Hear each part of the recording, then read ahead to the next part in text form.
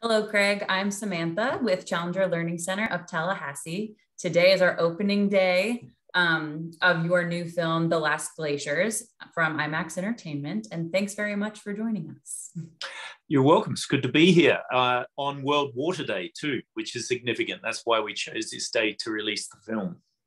Yes, absolutely. So I just had the opportunity to watch your film, and I understand you had a goal of seeing the effects of climate change up close at the top of Earth's glaciers. So could you tell us a little bit about that? What inspired you to make this film and why glaciers to tell the story? Yes, we were inspired actually by a lack of snow in the middle of winter when we were filming in the Alps in Europe. Was filming extreme sports, and we had to go further and further into the mountains to get some white. It was all brown. And when we went further onto the glaciers, we saw that they were melting. And when we started talking to people in the communities there, they told us that this was something that had been happening for decades. And each year there was less snow, and each year the glaciers were receding. So when I looked at the science on that, I realized that this was a story that had to be told. And we met some scientists from Grenoble, the oldest glacial institute on the planet, who showed us the work they were doing with a project called the Ice Memory Project.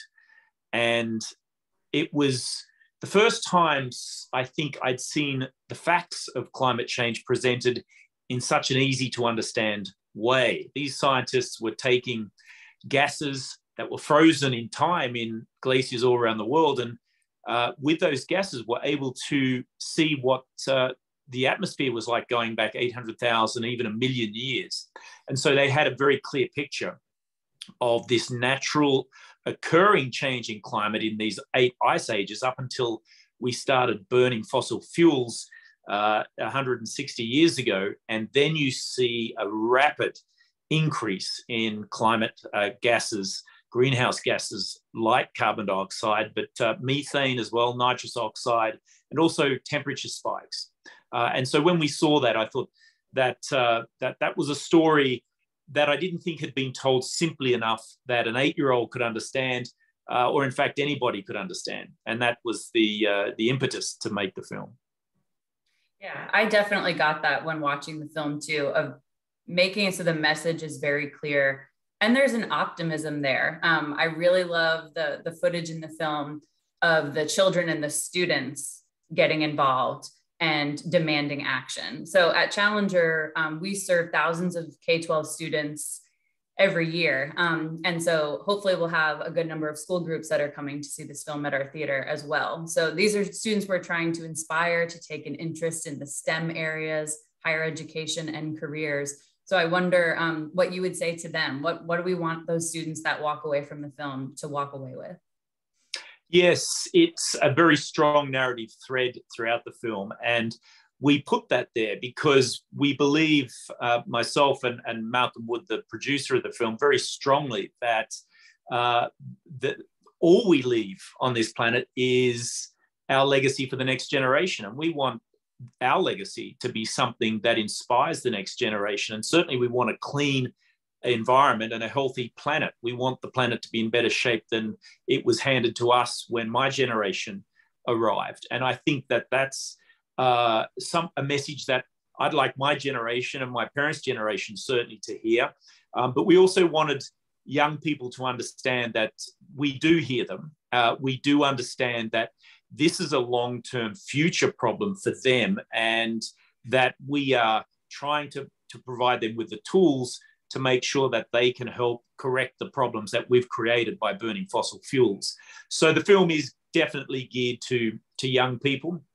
And by doing that, we hope young people will take their parents to see the film, and that their parents will take their grandparents, and that the whole family will watch it and understand that this is an issue that should be discussed, I think, amongst family units, and talking openly about the facts and the science that's presented, and solutions, because we each as individuals can plug ourselves in and become part of the solution. Wonderful. Another thing about watching the film, notice you have a really great blend of storytelling, extreme sports, and the message that we see in the film. I know the scene that got my heart pounding personally is when you and Malcolm are in the paraglider, and your mission comes from trying to get this never before seen footage and transitions very quickly to just trying to survive that flight. What did that feel like for you? That was an intense scene. Yeah, it is intense. We wanted to use extreme sports as a vehicle, not only to film glaciers in a low carbon way, but also as a vehicle to get people along to a climate change film that may not normally go and see an impact related film. So there's the extreme excitement as Malcolm and Dave teach me how to become a mountaineer and how to paraglide and ice climb and all those skills, because the fear you see in my face as they're teaching me is real. And I wanted the audience to come along and enjoy that, for lack of a better word, but those moments, experience those moments. And as you mentioned, there is an intense scene where we get into trouble because of the conditions on the mountain that we're flying off. And our objective switches from filming the glaciers to getting down safely. So there was an absolute, I guess, a design that we included that experience in the film. Once again, we wanted to take the audience along with us, and on the big screen, those scenes look pretty spectacular because you do feel like you're flying. I mean, when you follow the paragliders up and over the mountains, your stomach tends to fall away like it does actually in a paraglider.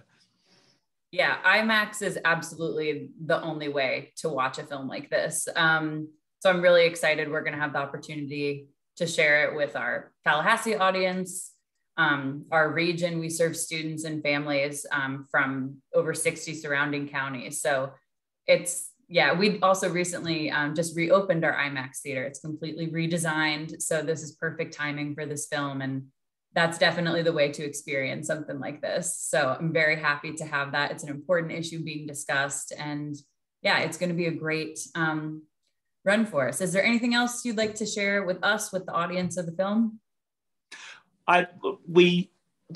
Yes. The idea behind creating the film and creating the awareness, as I mentioned, is a generational issue and one that we want to hand down to the next generation and get them to help create the awareness within older generations. And so to help with that, we've created a website, thelastglaciers.com, which came online 2 days ago. That was launched just before the film. All of the science is in and on that website, and we've tried to make it as easy to understand as possible, so it's written in layman's terms. There's also interactivity, so people can go online and there's a carbon calculator. You can work out what your carbon footprint is in all sorts of activities, from what you eat to the journeys that you take on a daily basis and the vehicles that you use for that.